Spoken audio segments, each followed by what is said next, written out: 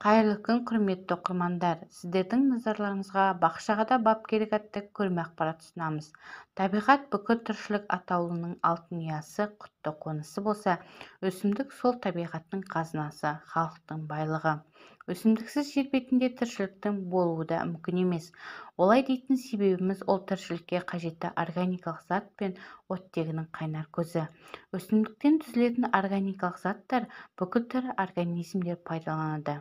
Ал сол өсімдіктердің өзі дәнді бұршақты, майлы, талшықты, бақша дақылдары мен жеміс-жидектер болып бөлінеді.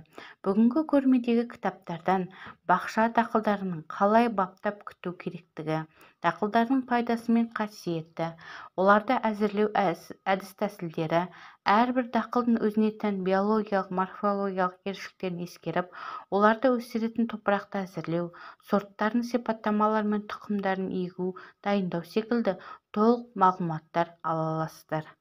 Атап айтсақ, өсімдік шаруашылығы атты кітапта бақша дақылдарының жалпы сипаттамалары берілген. Фермер анықтамалығы, көкөніс өсіруші фермер анықтамалығы атты кітаптардан көкөніс пен бақша дақылдарының зиянкестері мен аурулары, олармен күрес шаралары, өңдеу технологиялары жан-жақты баяндалған. Өтешқалиевтің қызанақ, пияз, сарымсақ дақылдары және олардың емдік тағамдық қасиеттері атты кітапта сол тағамдардың дәрілік сипаттамалары толығымен жазылып отыр.